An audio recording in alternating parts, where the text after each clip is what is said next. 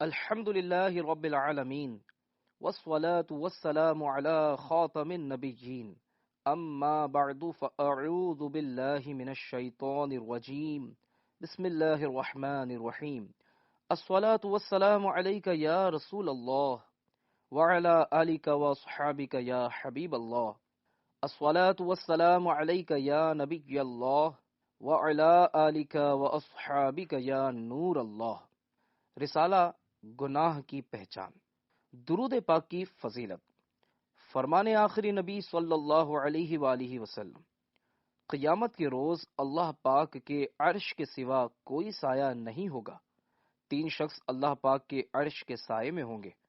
عرض کی گئی، یا رسول اللہ صلی اللہ علیہ وسلم، وہ کون لوگ ہوں گے؟ ارشاد فرمایا، نمبر 1، وہ شخص جو میرے امتی کی پریشانی دور کرے۔ نمبر 2، میری سنت کو زندہ کرنے والا۔ نمبر 3، مجھ پر کثرت سے درود شریف پڑھنے والا۔ صلو علی الحبیب صلی اللہ علی محمد صلی اللہ علیہ وآلہ وسلم۔ گناہ کی تعریف۔ سوال، خطا پر گناہ کا اطلاق کب ہوتا ہے؟ نیز کیا شریعت میں بھول پر بھی گناہ ملتا ہے؟ مثلاً بحالت روزہ غلطی و بھول سے کھا پی لیا، یا نماز کا وقت گزر جانے کے بعد نماز یاد آئی تو اس کا کیا حکم ہوگا؟ جواب، روزہ دار کو اگر روزہ یاد نہ ہو اور کھا پی لے تو اس صورت میں روزہ نہیں جاتا، چہ جائی کے گناہ ہو، اور اگر روزہ یاد ہے مگر کلی کرتے وقت غلطی سے پانی حلق میں چلا گیا تو اس صورت میں روزہ ٹوٹ جائے گا، لیکن اس صورت میں گناہ نہیں۔ البتہ روزے کی قضا لازم ہے۔ یہی معاملہ نماز کا ہے۔ اگر کسی شخص کو نماز پڑھنا یاد نہیں رہا یا سوتا رہ گیا اور نماز کا وقت نکل گیا تو جب یاد آئے تب پڑھ لے کہ اب قضا پڑھنا ہم پر فرض ہے۔ البتہ اس صورت میں نماز قضا کرنے کا گناہ نہیں ملے گا۔ سرکار دو عالم صلی اللہ علیہ وسلم نے ارشاد فرمایا، یعنی جو شخص نماز کو بھول جائے یا نماز کے وقت میں سوتا رہ جائے تو جب اسے یاد آئے اسی وقت نماز پڑھ لے کہ یہی اس کا وقت ہے۔ اس حدیث مبارک میں سونے والے شخص کی صرف نیند کی وجہ سے نماز رہ گئی اور قصدن ترک کی صورت نہیں پائی گئی تو بتا دیا گیا کہ اسے نماز چھوڑنے کا گناہ نہیں ملے گا۔ اسی طرح اگر نماز پڑھنا بھول گیا حتیٰ کہ نماز کا وقت بھی نکل گیا تو اب بھی گناہ نہیں، لیکن نماز کی قضا بہر صورت لازم ہوگی۔ دل کا زنگ دور کرنے کے 4 طریقے۔ سوال، دل اگر گناہوں کی وجہ سے زنگ آلود ہو جائے، مردہ و سیاہ ہو جائے تو اس زنگ، سیاہی اور دل کے مردہ پن کو دور کرنے کے کیا طریقے ہیں؟ جواب، دل کے زنگ کو دور کرنے کا سب سے بڑا اور بہترین ذریعہ اللہ عز و جل اور اس کے رسول کریم صلی اللہ علیہ وسلم کی محبت اور اللہ عز و جل کا خوف ہے۔ یہ وہ عظیم چیزیں ہیں جن کے ذریعے دل کا زنگ دور ہوتا ہے۔ اب رہی یہ بات کہ محبت رسول صلی اللہ علیہ وسلم کا وہ کون سا پہلو ہے جس سے دل کا زنگ دور ہوتا ہے، اور خوف خدا کی کس کیفیت کے ذریعے دل کا میل دور کیا جا سکتا ہے۔ تو یاد رکھیں کہ محبت کا اصل مفہوم قلب کا میلان، نیز دل کا پسندیدہ چیز کی طرف مائل ہونا ہے۔ پھر خوف خدا عز و جل اور محبت مصطفیٰ صلی اللہ علیہ وسلم کی برکت سے جب نیچے بیان کیے گئے اعمال پر استقامت نصیب ہو جائے تو دلوں کا زنگ اتر جاتا ہے۔ وہ اعمال یہ ہیں۔ نمبر 1، تلاوت قرآن مجید۔ قرآن پاک کی تلاوت تدبر یعنی غور و فکر کے ساتھ ہو، نیز سمجھ کر اور ظاہری و باطینی آداب کے ساتھ تلاوت کی جائے۔ یہاں آداب سے مراد شرعی احکام کے ساتھ اس کے مستحبات کا خیال رکھنا ہے، جیسے تلاوت کرتے ہوئے پوری توجہ قرآن پاک کی طرف ہو، قاری کلام الہی کا تصور کرتے ہوئے اور یوں پڑھے جیسے اللہ عز و جل سے ہم کلام ہو رہا ہے، اور وہ محسوس کرے کہ قرآن پاک کی نورانیت اس کے دل میں داخل ہو رہی ہے اور قرآن مجید اس کے دل کا زنگ دھو رہا ہے۔ اگر کوئی شخص قرآن کریم کو ان حسین تصورات کے ساتھ سمجھتے ہوئے پڑھے گا تو انشاء اللہ الکریم اس کے دل کا زنگ بہت تیزی کے ساتھ دور ہوگا۔ نمبر 2، ذکر الہی۔ اسی طرح اگر اللہ عز و جل کا ذکر فکر و توجہ کے ساتھ ہو اور بے توجہی و غفلت نہ پائی جائے، بلکہ بطور خاص بارگاہ الہی کی حاضری کو دل و دماغ میں جماتے ہوئے اللہ تعالی کا ذکر کیا جائے، ذکر الہی کے کلمات جیسے لا الہ الا اللہ، سبحان اللہ، واللہ اکبر، ولا حول ولا قوة الا باللہ، سبحان ربی العظیم، سبحان اللہ وبحمدہ، سبحان اللہ العظیم، یہ اس طرح کے جتنے بھی اذکار ہیں ان کے ذریعے اللہ تعالیٰ کو یاد کیا جائے، یوں ہی ذکر کرتے ہوئے اللہ تعالیٰ کی نعمتیں یاد کی جائیں تو ایسے ذکر کی برکت سے دل کی نورانیت میں بہت تیزی سے اضافہ ہوتا ہے۔ نمبر 3، موت کی یاد۔ موت، قبر اور آخرت، یہ تین چیزیں وہ ہیں جو دل کی سیاہی دور کرنے میں بہت معاون ہیں۔ آدمی موت کو یاد کرتا ہے تو اس کا دل نرم پڑ جاتا ہے۔ وہ قبروں کو دیکھتا اور دوسروں کی موت پر توجہ کرتا ہے تو اسے اپنی قبر یاد آتی ہے۔ وہ قبر میں جانے اور اپنے بدن کی بوسیدگی یاد کرتا ہے تو اس کا دل نرم پڑتا ہے۔ وہ آخرت کے معاملات، اللہ تعالی کی بارگاہ میں پیشی اور حاضری کا تصور کرتا ہے، نامہ اعمال دیے جانے، قیامت کی گرمی، حشر کی پیاس اور پل صراط سے گزرنے کو یاد کرتا ہے تو اس کے دل سے دنیا کی محبت، گناہوں کی لذت اور خواہشات کی کثرت نکل جاتی ہے اور اسے ظلمت قلب سے نجات مل جاتی ہے۔ اس کو شرح صدر بھی کہا جاتا ہے۔ حدیث پاک میں ہے، نبی کریم صلی اللہ علیہ وآلہ وسلم نے ارشاد فرمایا، یعنی نور جب سینے میں داخل ہوتا ہے تو سینہ کھل جاتا ہے۔ تو عرض کی گئی، یا رسول اللہ صلی اللہ علیہ وآلہ وسلم، کیا اس کی کوئی نشانی ہے جس سے نور پہچانا جائے؟ ارشاد فرمایا، ہاں، دھوکے کی جگہ، دنیا سے دور رہنا، دائمی گھر، آخرت کی طرف رجوع کرنا اور موت آنے سے پہلے اس کی تیاری کرنا۔ نمبر 4، صحبت صالحین۔ اچھی صحبت دل کا زنگ دور کرنے کے لیے عملی طور پر سب سے زیادہ مؤثر ہے۔ بعض اوقات اچھی نشست آدمی کی زندگی بھر کے زنگ کو دور کر دیتی ہے۔ جیسے ہمارے سامنے بیسیوں نہیں بلکہ سینکڑوں ایسے واقعات ہیں کہ کسی نیک آدمی کی صحبت میں بیٹھنے یا اس کے ساتھ ایک سفر کرنے سے دل کی دنیا بدل گئی اور اتباع سنت و شریعت کی توفیق نصیب ہو گئی۔ زندگی میں اتنی بڑی تبدیلی در حقیقت دل کا زنگ صاف ہونے کے سبب ہے کہ جب دل کی سیاہی زائل ہوتی ہے تو دل میں ایسی نرمی، چمک، روشنی اور نور پیدا ہو جاتا ہے کہ آدمی فوراً متوجہ اللہ یعنی اللہ تعالی کی طرف متوجہ ہو جاتا ہے اور نیکوں کے راستے پر چل پڑتا ہے۔ صحبت صالحین کی برکت سے آدمی کو خوف خدا، محبت الہی اور عشق مصطفیٰ صلی اللہ علیہ وآلہ وسلم نصیب ہو جاتا ہے۔ قرآن پاک کی تلاوت کی توفیق ملتی اور ذکر و درود میں مشغولیت کا ذوق پیدا ہوتا ہے۔ موت اور قبر و آخرت کی یاد بھی نصیب ہو جاتی ہے۔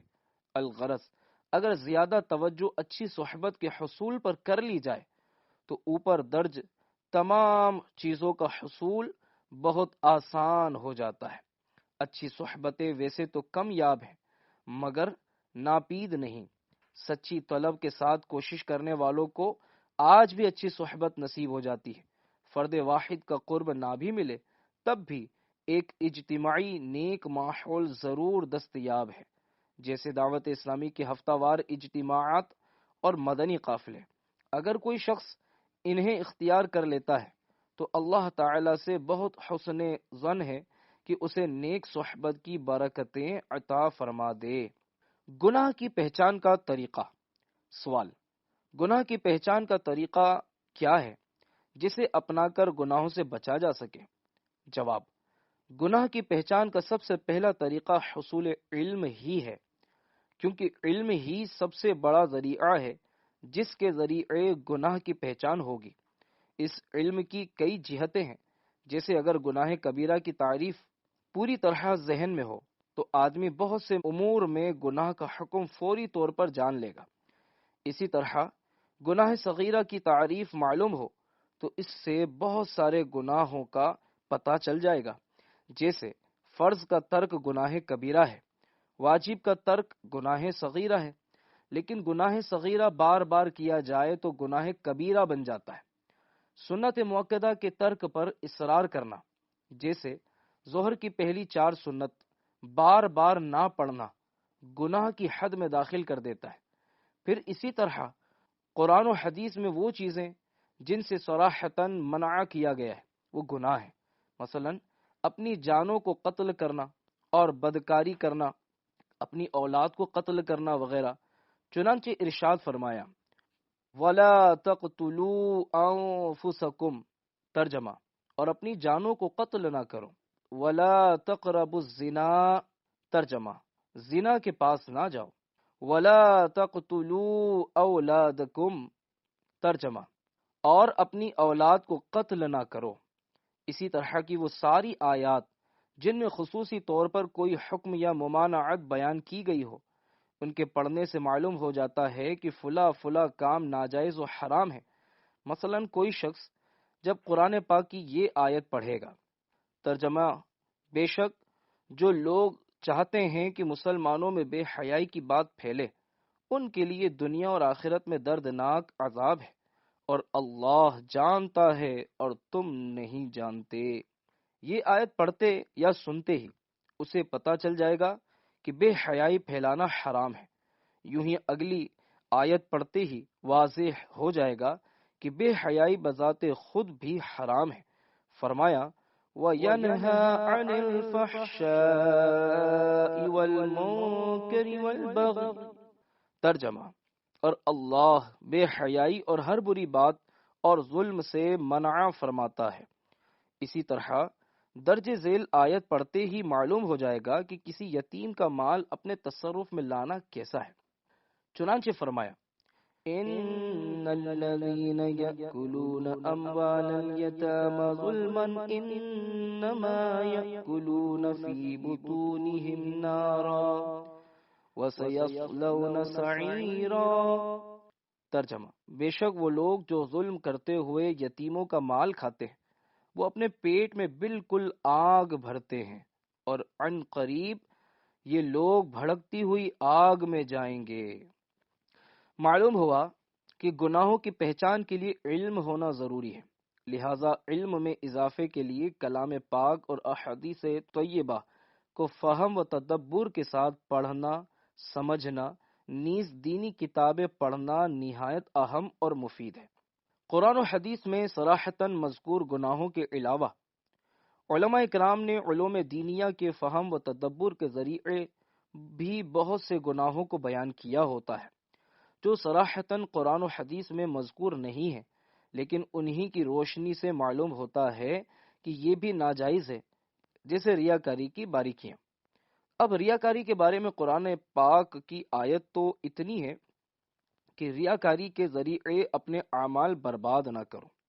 یا ایھا الذین آمنوا لا تبطلوا صدقاتکم بالمن والأذى كالذي ينفق ماله رئاء الناس، ترجمہ: اے ایمان والو، احسان جتا کر اور تکلیف پہنچا کر اپنے صدقے برباد نہ کرو اس شخص کی طرح جو اپنا مال لوگوں کے دکھاوے کے لیے خرچ کرتا ہے۔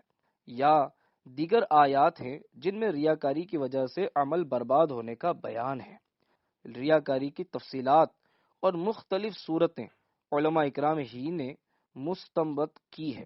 اکابرین کے اسی استنباط پر مشتمل ایک کتاب الزواجر بنام جہنم میں لے جانے والے اعمال مکتبۃ المدینہ پر بھی ہے۔ یہ کتاب اس حوالے سے بہت زیادہ جامع ہے، لیکن ایک بات یہاں قابل توجہ ہے کہ معلومات ہونا اور بات ہوتی ہے اور معلومات کے مطابق عمل کرنا دوسری بات ہے۔ کس کو نہیں پتا کہ نماز فرض ہے؟ یقیناً نماز کی فرضیت کا سبھی کو علم ہوتا ہے، مگر ایک بڑی تعداد علم کے باوجود نماز نہیں پڑھتی۔ معلوم ہوا کہ صرف معلومات ہی کافی نہیں ہوتی، اس کے ساتھ ساتھ دل میں جذبہ، ترغیب اور عمل کی نیت ہونا بھی ضروری ہے۔ اس کے بغیر صرف کتابیں ہی پڑھتے رہنا مفید نہیں۔ ایسے لوگ دیکھے جاتے ہیں کہ جنہوں نے پوری صحاح ستہ حدیث کی مستند 6 کتب پڑھی ہوتی ہے، لیکن اس کے باوجود نماز کا کوئی جذبہ نہیں پایا جاتا، یا دیگر نیک اعمال کی طرف کوئی توجہ نہیں ہوتی، یا دیگر اعمال میں کمی کوتاہی موجود ہوتی ہے۔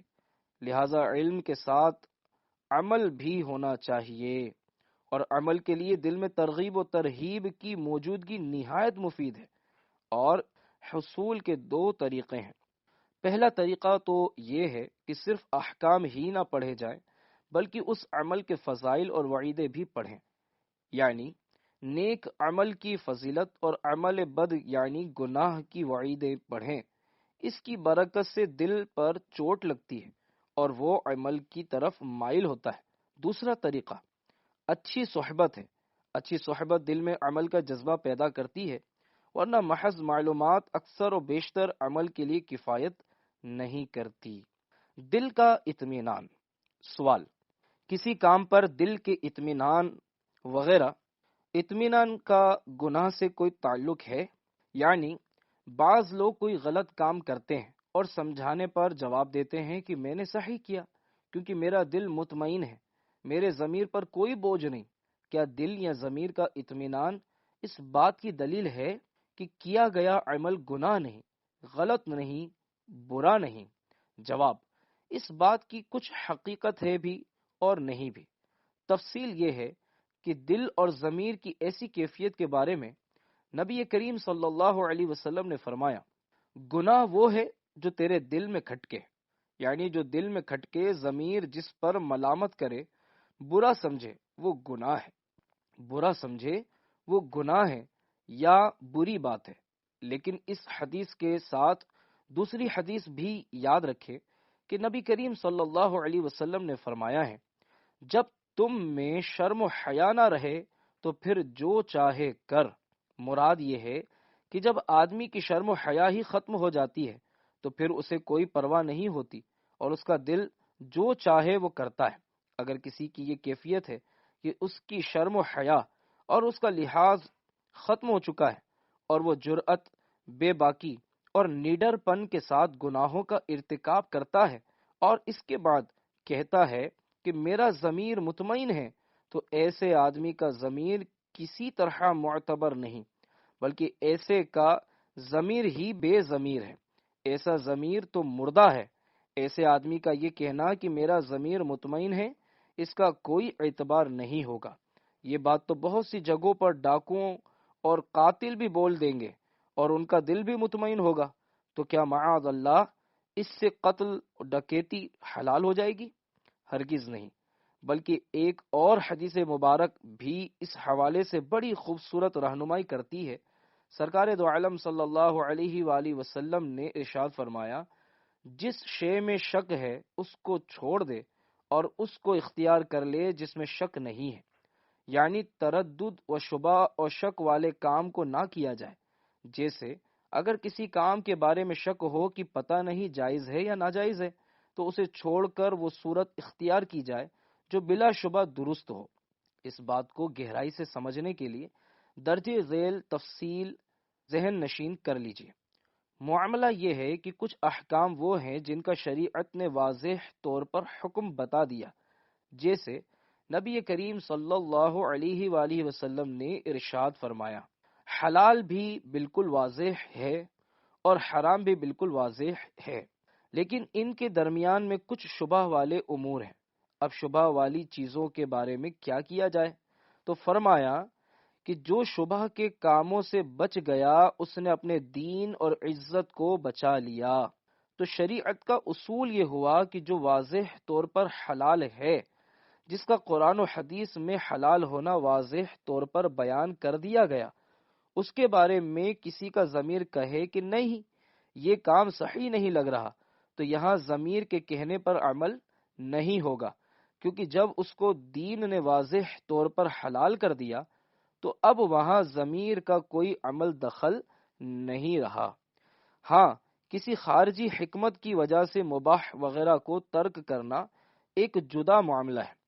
اسی طرح جن کاموں کو شریعت نے واضح طور پر حرام کہہ دیا، ناجائز کہہ دیا، گناہ کہہ دیا، وہ ناجائز و گناہ ہیں، انہیں چھوڑنا ضروری ہے۔ ایسی جگہ اگر ضمیر کہے کہ یہ کام کر لے کوئی مسئلہ نہیں، تو وہاں بھی ضمیر کی نہیں مانی جائے گی اور ضمیر صاحب کو کہیں سائیڈ میں رکھ دیا جائے گا۔ تیسرے نمبر پر وہ کام ہیں جن میں شرعی اعتبار سے شبہ و تردد ہو، دلیل کی روح سے جائز و ناجائز ہونا معلوم نہ ہو، علماء کا اختلاف ہو۔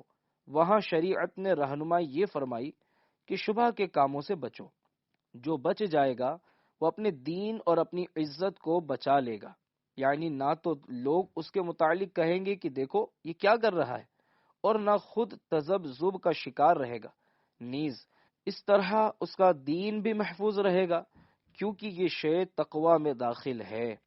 اس کے بعد بعض اوقات ایسی چیزیں آ جاتی ہیں جن کے بارے میں واقعی تردد ہو سکتا ہے کہ یہ میں کروں یا نہ کروں، اس کا کرنا درست ہوگا یا درست نہیں ہوگا، دونوں طرف ذہن جاتا ہے۔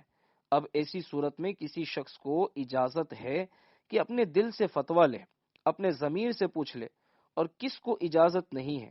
اس کے کچھ اہم معیارات ہیں، جیسے ایسا شخص جس کی حیا ہی ختم ہو چکی ہے اور وہ برے اعمال پر جری ہو، شریعت پر عمل کا کوئی شوق نہ ہو، تو ایسا شخص شرعی امور میں ہرگز اپنے ضمیر سے نہ پوچھے، جبکہ جو شخص شریعت پر عمل کرنے والا ہو، اعمال صالحہ سے محبت رکھتا ہو، گناہوں سے بچنے کا پورا ذہن ہو اور وہ پختہ بھی ہو، نیکیوں سے محبت ہو اور وہ نیکیاں کرتا بھی ہو، بلکہ نیکیوں سے محبت بھی ایسی ہو کہ نیک عمل سے اس کے دل کو سرور ملتا ہے، قلبی نورانیت محسوس ہوتی ہے، دل کو ٹھنڈک اور قرار ملتا ہو، اسے حلاوت ایمانی یعنی ایمان کی مٹھاس نصیب ہو، تو ایسا شخص اگر کسی معاملے میں متردد ہو اور اس کا ضمیر اسے یہ کہے کہ یہ کام کر لو، اس میں حرج نہیں ہے، تو وہ شخص دل کی بات مان سکتا ہے کہ اس کا ضمیر اعلیٰ و مقبول درجے پر ہے، لیکن ایسے کو تلاش کرنا کار دشوار اور خود کو اس مرتبے پر سمجھنا خوش فہمی کے دریا میں غوطے لگانے کے مترادف ہے۔ دل کا گناہ گار ہونا۔ سوال: قرآن مجید میں ایک جملہ بیان ہوا ہے کہ اس کا دل گناہ گار ہے، اور عوامی طور پر بھی یہ جملہ بولا جاتا ہے۔ سوال یہ ہے کہ دل کا گناہ گار ہونا کیا ہے؟ جواب: دل کے گناہ بہت ہیں، جیسے کفر و شرک، کہ یہ بنیادی طور پر دل ہی کے گناہ ہیں، کیونکہ کفر کا معنی ہے ضروریات دین میں سے کسی شے کا انکار کرنا، اور انکار و تصدیق دونوں دل کے افعال ہیں۔ ایمان تصدیق قلبی کا نام ہے، اور کفر انکار قلبی کو کہتے ہیں۔ پھر انہی پر دلالت کرنے والے متعدد افعال ہیں جنہیں کفر قرار دیا گیا ہے، لیکن جو اصل تعریف ہے وہ یہی ہے کہ دل میں تصدیق کے بجائے انکار پایا جائے۔ اسی طرح شرک یعنی اللہ تعالی کے ساتھ کسی کو شریک ٹھہرانا اصل میں قلب کا فعل ہے کہ آدمی دل میں کسی کو اللہ کا شریک سمجھتا ہے۔ پھر آگے اس کے مظاہر آ جاتے ہیں، یا یوں ہی منافقت بھی دل کے ساتھ ہوتی ہے، کیونکہ بندہ ظاہری طور پر ساری حرکتیں مسلمانوں والی کرتا ہے، روزہ رکھتا ہے، نماز پڑھتا ہے، لیکن دل میں تصدیق موجود نہیں ہوتی، لہذا کفر و شرک اور منافقت کا دل کے گناہ ہونا بڑی آسانی سے سمجھا جا سکتا ہے۔ اس کے علاوہ دیگر بہت سے گناہ ہیں جن کا تعلق دل سے ہے، مثلا تکبر یعنی دوسرے کو حقیر سمجھنا اور دوسرے کو کچھ نہ سمجھنا دل کا فعل ہے۔ حسد یعنی یہ تمنا کرنا کہ دوسرے مسلمانوں سے نعمت زائل ہو جائے، یہ تمنا دل ہی میں ہوتی ہے۔ اب اس کا بعض اوقات اظہار ہو جاتا ہے اور بعض اوقات صرف دل میں یہ خواہش جما کر رکھتا ہے۔ اسی طرح ریاکاری بھی قلبی عمل ہے اور یقیناً دل ہی سے ہوتی ہے کہ لوگ مجھے اچھا سمجھیں، عبادت گزار سمجھیں۔ اسی طرح تکبر، حسد، اس کا ذکر ابھی ہو چکا۔ بغض و کینہ بھی گناہ ہے اور یہ گناہ بھی افعال قلب سے ہے۔ ان گناہوں کا مرتکب دل کا گناہ گار کہلائے گا۔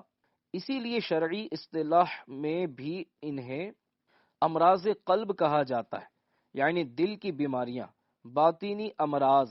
حدیث مبارک میں فرمایا گیا ہے کہ بدن کے اندر ایک ٹکڑا ہے، اگر وہ سدھر جائے تو سارا بدن سدھر جاتا ہے، اگر وہ بگڑ جائے تو سارا بدن بگڑ جاتا ہے۔ سن لو، وہ دل ہے۔ کیونکہ اگر دل سے حسد، کینہ، بغض، تکبر نکل جائے اور اس میں اخلاص، صبر و شکر، توکل، یقین، مراقبہ، محاسبہ اور اللہ تعالی سے محبت پیدا ہو جائے تو دل سدھر جاتا ہے۔ یوں اگر دل سدھر جائے تو تمام اعضاء سدھر جاتے ہیں، اور اگر دل بگڑ جائے کہ اس سے اخلاص نکل کر ریاکاری داخل ہو جائے، اس سے عاجزی نکل کر تکبر داخل ہو جائے، اس سے خیر خواہی نکل جائے اور حسد داخل ہو جائے، اس سے دوستی نکل کر بغض و کینہ داخل ہو جائے، تو یہ دل بگڑنے کی علامات ہیں۔ اور جب دل بگڑ گیا تو پورا بدن بگڑ جاتا ہے۔ پھر بندہ کام بھی وہی کرتا ہے جو ریاکاری، تکبر، حسد، بغض و کینہ کا تقاضا ہو۔ فاسق کی تعریف۔ سوال: فاسق کسے کہتے ہیں؟ جواب: فاسق کا لفظ فسق سے بنا ہے۔ فا، سین، قاف۔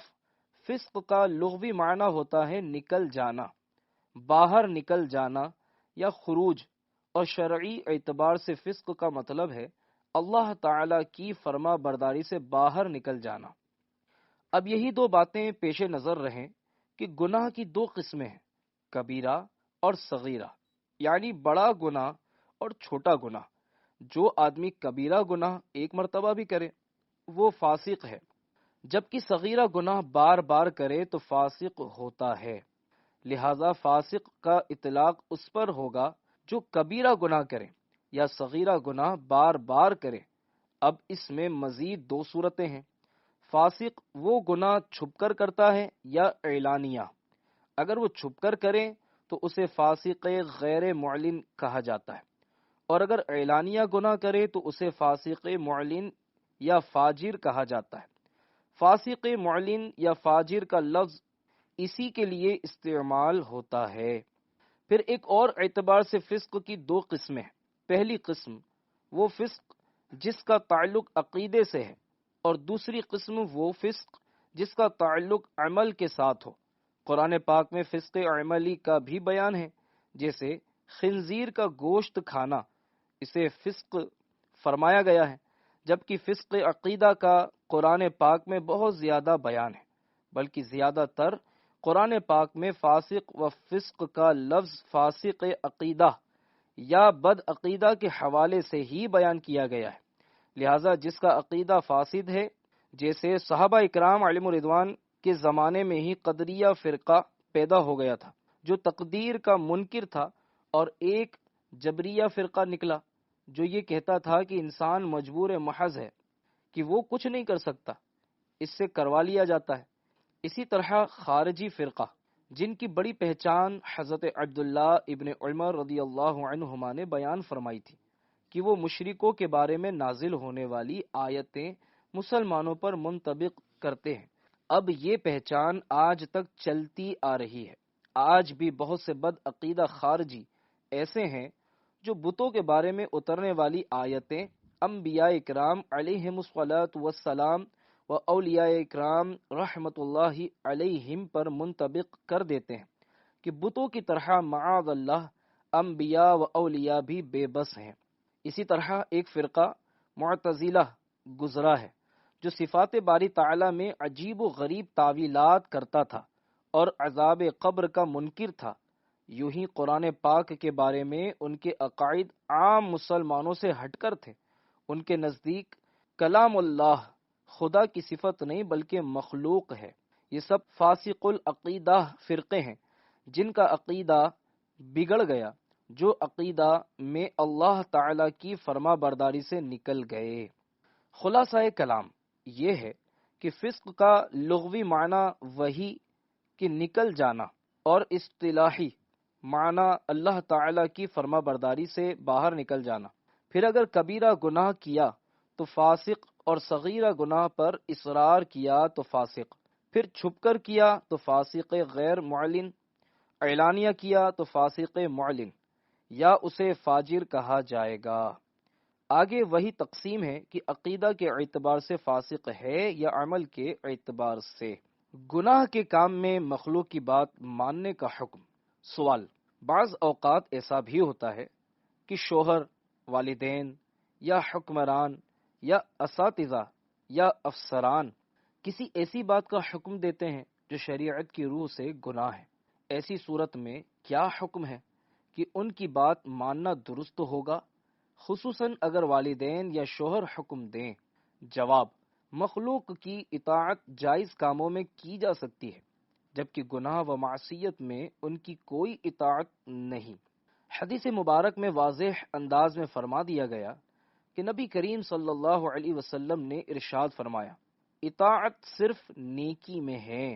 ایک دوسری حدیث مبارک میں ارشاد ہوا، خالق کی نافرمانی میں کسی مخلوق کی اطاعت نہیں کی جا سکتی۔ اسی طرح پارہ 21 سورہ لقمان آیت نمبر 15 میں اللہ تعالی ارشاد فرماتا ہے، ترجمہ: اور اگر وہ دونوں تجھ پر کوشش کرے کہ تو کسی ایسی چیز کو میرا شریک ٹھہرائے جس کا تجھے علم نہیں، تو ان کا کہنا نہ مان، اور دنیا میں اچھی طرح ان کا ساتھ دے، اور میری طرف رجوع کرنے والے آدمی کے راستے پر چل، پھر میری ہی طرف تمہیں پھر کر آنا ہے تو میں تمہیں بتا دوں گا جو تم کرتے تھے۔ اس آیت میں والدین ہی کا بطور خاص تذکرہ ہے، اور فرمایا گیا کہ اگر وہ تجھے شرک کرنے کا کہیں تو پھر ان کی بات نہ مان، لیکن دنیا کے معاملات میں ان سے اچھا سلوک کر۔ لہذا والدین کسی گناہ کا حکم دیں تو عمل نہ کیا جائے۔ مثلا اگر والدین داڑھی رکھنے سے منع کریں تو ان کا منع کرنا بھی گناہ ہے، اور ان کی یہ بات ماننا بھی گناہ ہے، کیونکہ داڑھی رکھنے کا حکم نبی کریم صلی اللہ علیہ وآلہ وسلم نے دیا ہے کہ مونچھیں پست کرو اور داڑھی بڑھاؤ۔ لہذا اللہ و رسول عز و جل و صلی اللہ علیہ وآلہ وسلم کے مقابل جس کی بھی بات ہوگی وہ نہیں مانی جائے گی۔ وسوسوں کا بیان۔ سوال: وسوسے کیوں آتے ہیں، نیز اس کا حکم کیا ہے؟ جواب: وسوسے آنے کا سبب نفس شیطان ہے کہ شیطان انسان کے دل میں باہر سے وسوسے ڈالتا ہے۔ یوں ہی بعض انسان بھی اپنی باتوں سے وسوسے ڈال دیتے ہیں۔ اللہ تعالیٰ قرآن پاک میں ارشاد فرماتا ہے، الذی یوسوس فی صدور الناس من الجنۃ والناس، وہ جو لوگوں کے دلوں میں وسوسے ڈالتا ہے جنوں اور انسانوں میں سے۔ یعنی وسوسے ڈالنے والا جن بھی ہو سکتا ہے اور انسان بھی، اور وسوسہ ڈالنا شیطان کے بڑے کاموں میں سے ہے، کیونکہ شیطان بنیادی طور پر یہی کرتا ہے کہ لوگوں کو گناہ اور کفر کے وسوسے ڈالتا ہے۔ دوسری طرف نفس ہے کہ شیطان کی طرح نفس بھی انسان کو وسوسہ میں مبتلا کرنے کا ذریعہ ہے، اور اس کے وسوسوں کو وساوس نفسانی کہتے ہیں۔ جیسے ماہ رمضان میں شیطان کے قید ہونے کے باوجود لوگوں کو وسوسے آتے ہیں، یہ نفس کی طرف سے ہوتے ہیں، کیونکہ نفس شیطان کے ساتھ گہرے رابطے کی وجہ سے بہت طاقتور ہو چکا ہوتا ہے، اور اس کے وسوسے بھی اتنے ہی مؤثر ہوتے ہیں جتنے شیطان کے وسوسے۔ معلوم ہوا کہ وسوسے کی بنیاد شیطان اور نفس ہے۔ وسوسوں کی پہچان کا طریقہ۔ سوال: وسوسوں کی پہچان کیسے ہو؟ جواب: وسوسوں کی پہچان کے لیے امام غزالی رحمت اللہ علیہ کی کتاب منہاج العابدین کا مطالعہ کیا جائے۔ اس کتاب میں امام غزالی رحمت اللہ علیہ نے اس پر بہت خوبصورت کلام کیا ہے کہ بندے کے دل میں جو خیالات آئیں وہ ان کو کیسے پہچانے کہ یہ رحمانی ہے یا شیطانی۔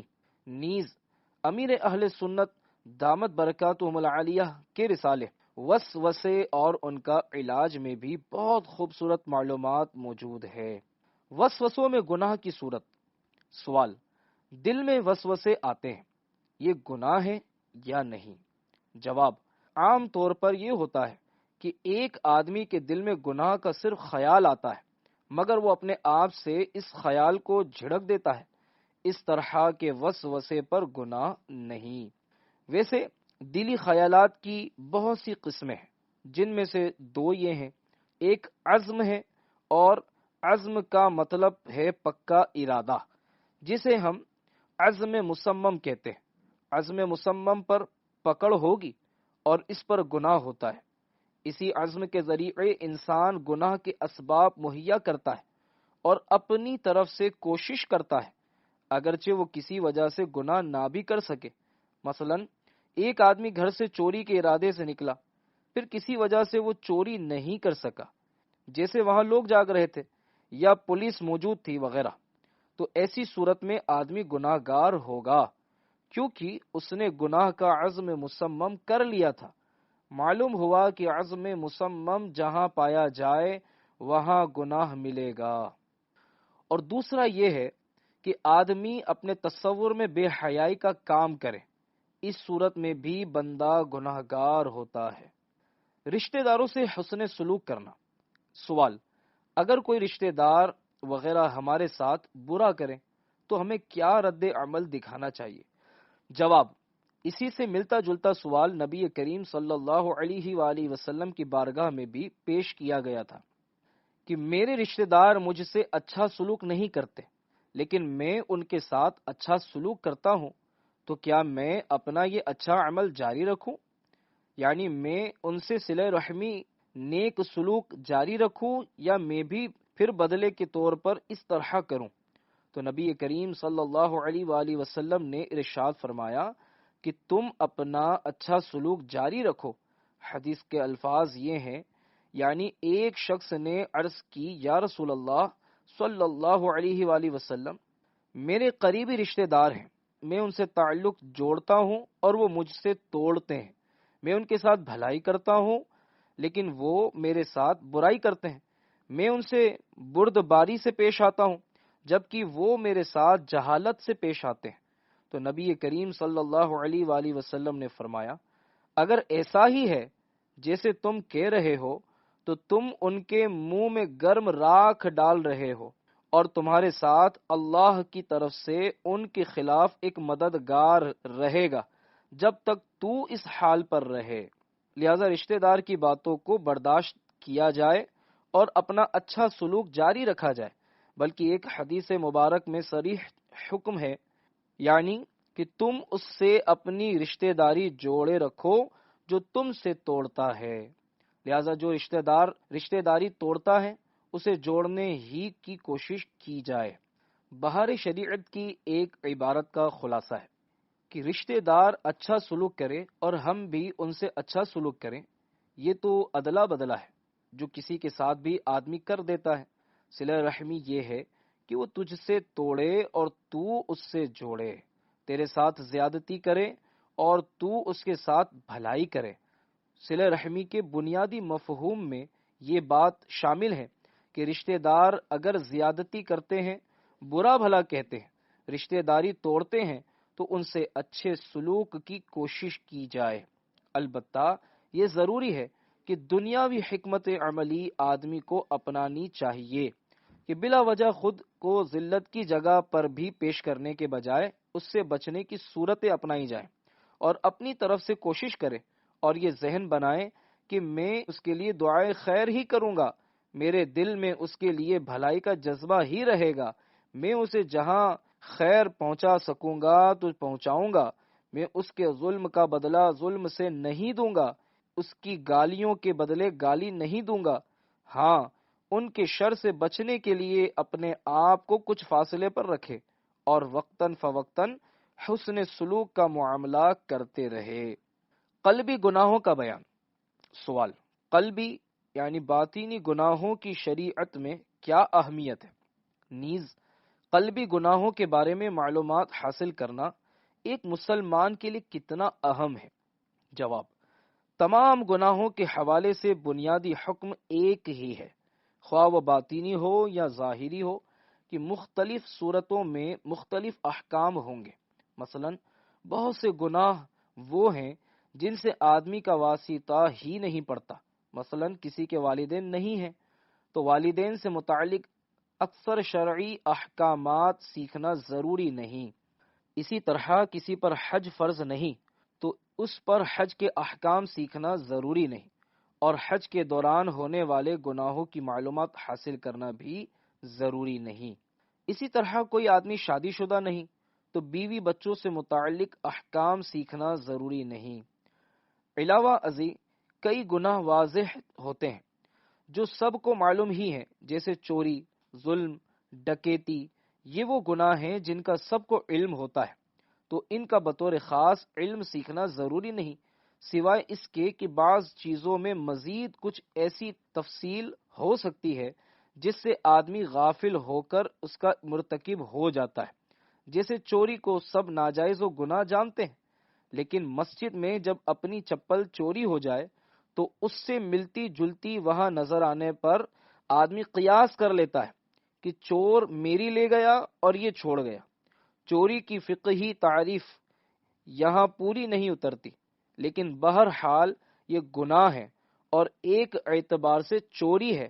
یوں ہی مکے مدینے میں چپل تبدیل کر کے لانا بھی جائز نہیں۔ ایک اور مثال یتیم کا مال کھانے کی ہے۔ یہ حرام ہے اور اس کا علم سب کو ہے، مگر کسی شخص کے انتقال کے بعد اس کے یتیم بچوں کے مال وراثت سے سویم وغیرہ کی نیاز کا کھانا کھلا دیا جاتا ہے۔ اب یہ سویم کا ختم، چہلم کا ختم ایک نفلی صدقہ ہے، اور فی نفسی ہی سویم و چہلم جائز ہے، ثواب کا کام ہے، لیکن یتیم کے مال سے کرنا ناجائز و گناہ ہے، اور اس کھانے کی خود یتیم بھی اجازت نہیں دے سکتا، کیونکہ وہ نابالغ ہے اور نابالغ ایسی اجازت نہیں دے سکتا۔ اب جو شخص بھی اس سوئم وغیرہ سے کھائے گا وہ یتیم کا مال کھانے کے گناہ کا مرتکب ہوگا، لیکن اس کی طرف لوگوں کی توجہ نہیں ہوتی ہے۔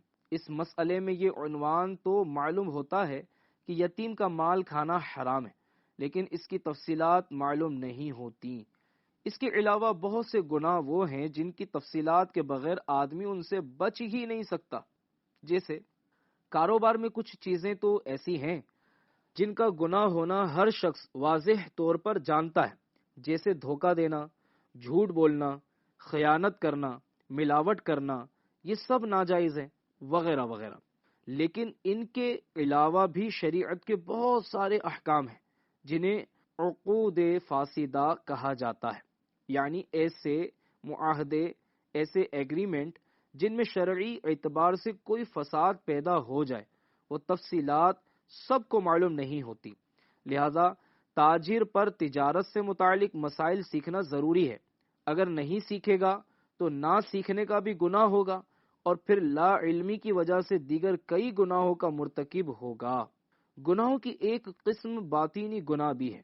باطینی گناہوں میں 90% وہ صورتیں ہیں جن کا ارتکاب ریاکاری اور حب جاہ کی وجہ سے ہوتا ہے، لیکن ان کی معلومات نہ ہونے کی وجہ سے اس کے مرتکب کو اس کا پتہ ہی نہیں چلتا کہ میں ریاکاری یا حب جاہ کے گناہ میں مبتلا ہو رہا ہوں۔ باطینی گناہوں کے متعلق معلومات نہ ہونے کا نتیجہ یہ نکلتا ہے کہ آدمی ریاکاری کر کے بولتا ہے میں ریاکاری تھوڑی کرتا ہوں، یا لوگوں کو کمتر سمجھ کر اور خود کو بڑا سمجھ کر کہتا ہے کہ بھائی میں تکبر تھوڑی کر رہا ہوں، وہ ہیں ہی میرے نوکر چاکر، میرے ملازم، وہ ہیں ہی ایسے۔ اب یہاں متکبر شخص دوسروں کو حقیر سمجھ رہا ہوتا ہے، لیکن اسے علم نہیں ہوتا کہ میں تکبر کر رہا ہوں اور یوں میں گناہ کا مرتکب ہو رہا ہوں۔ اب ایسی چیزوں کے اعتبار سے گناہوں کی معلومات کا حاصل کرنا ضروری ہے، اور اس کا یہی طریقہ ہے کہ دینی کتابوں کا مطالعہ کریں، علماء اہل سنت سے گناہوں کے بارے میں سیکھیں اور جو ذرائع علم حاصل کرنے کے ہیں ان سے علم سیکھیں۔ گناہوں کی معلومات حاصل کرنا۔ سوال: گناہ کی سرسری معلومات حاصل کرنے کے بجائے تفصیلی معلومات کیسے حاصل کریں؟ جواب: بہت سے گناہوں کے متعلق واقعی تفصیلی علم ہی ضروری ہوتا ہے، ورنہ کچھ گناہ ایسے ہوتے ہیں جنہیں نیکی کرنے کے گمان میں کر لیا جاتا ہے۔ چند مثالیں ملاحظہ فرمائیں۔ پہلی مثال: حکم شریعت یعنی سنت یہ ہے کہ مرد ٹخنے کھلے رکھے۔ اس حکم یعنی سنت پر عمل کرنے کے لیے بعض لوگ نماز پڑھنے کے لیے شلوار یا پینٹ وغیرہ کو فولڈ کر لیتے ہیں، جو گناہ ہے کہ نماز میں ٹخنے چھپے رہ جائیں تو مکروہ تنزیہی ہے، جو گناہ نہیں ہے۔ ٹخنے چھپے رہ جائیں تو مکروہ تنزیہی ہے، جو گناہ نہیں، لیکن نماز میں شلوار موڑنا، فولڈ کرنا مکروہ تحریمی ہے، جو گناہ ہے۔ دوسری مثال: بچوں کو مسجد میں لے آنا اچھا کام ہے، مگر اتنے چھوٹے بچوں کو مسجد میں لانا جائز نہیں کہ جو مسجد میں پیشاب و پاخانہ کر دیں یا پھر شور کریں، اور معلوم ہو کہ یہ بچے شور کریں گے تو ایسے بچوں کو مسجد میں لانا گناہ ہے۔ اب دیکھیں کہ لانے والا اپنی طرف سے بڑے جذبے سے نیکی سمجھ کر بچوں کو لایا، لیکن علم کی کمی کے سبب گناہ کا ارتکاب کیا۔ معلوم ہوا کہ علم دین سیکھنا ضروری ہے، اور علم دین سیکھے بغیر گزارا نہیں، اور عمل کی بنیاد ہی علم ہے۔ لہذا علم سیکھیں تاکہ یہ نہ ہو کہ اپنی طرف سے نیکی سمجھ کر گناہ ہی کرتے رہیں۔ گناہ پر تعاون کرنا۔ سوال: گناہ پر تعاون کرنا کیسا؟ جواب: گناہ پر تعاون کی ممانعت کا حکم قرآن پاک میں بالکل واضح طور پر موجود ہے۔ اللہ تعالی نے فرمایا: وَتَعَاوَنُوا عَلَى الْبِرِّ وَالتَّقْوَى وَلَا تَعَاوَنُوا عَلَى الْإِثْمِ وَالْعُدْوَانِ۔ ترجمہ: اور نیکی اور پرہیزگاری پر ایک دوسرے کی مدد کرو، اور گناہ اور زیادتی پر باہم مدد نہ کرو۔ قرآن پاک کی نص قطعی موجود ہے کہ گناہ پر دوسرے کی مدد کرنے کی اجازت نہیں، بلکہ حکم یہ ہے کہ گناہ سے روکا جائے۔ اس حوالے سے ایک بڑی دلچسپ حدیث مبارکہ ہے۔ نبی کریم صلی اللہ علیہ وسلم نے ارشاد فرمایا: اپنے بھائی کی مدد کرو، خواہ وہ ظالم ہو یا مظلوم ہو۔ صحابہ اکرام نے عرض کیا: یا رسول اللہ صلی اللہ علیہ وآلہ وسلم، مظلوم کی تو ہم مدد کریں، لیکن کیا ظالم کی بھی مدد کریں؟ فرمایا: ہاں، ظالم کی مدد یہ ہے کہ تم اسے ظلم سے روک دو۔ یہ ظالم کی مدد یوں ہے کہ اس کی آخرت کے لیے مفید ہے، تم گناہ گار کی مدد یہ ہے کہ اسے گناہ سے روک دیا جائے۔ اس سے ان لوگوں کو سبق حاصل کرنا چاہیے جو دوستی یاری نبھانے کے چکر میں ایک دوسرے کی گناہ میں معاونت کرتے ہیں اور اپنے طور پر سمجھتے ہیں کہ دوستی کا حق ادا کر رہا ہوں۔ اللہ تعالی ہم سب کو ہر طرح کے ظاہری باطینی امراض اور گناہوں سے محفوظ رکھے، ہمیں نیک بنائے اور نیکیوں پر استقامت عطا فرمائے۔ آمین بجاہ خاتم النبیین صلی اللہ علیہ وآلہ وسلم۔ صلو علی الحبیب صلی اللہ تعالی علی محمد صلی اللہ علیہ وآلہ وسلم۔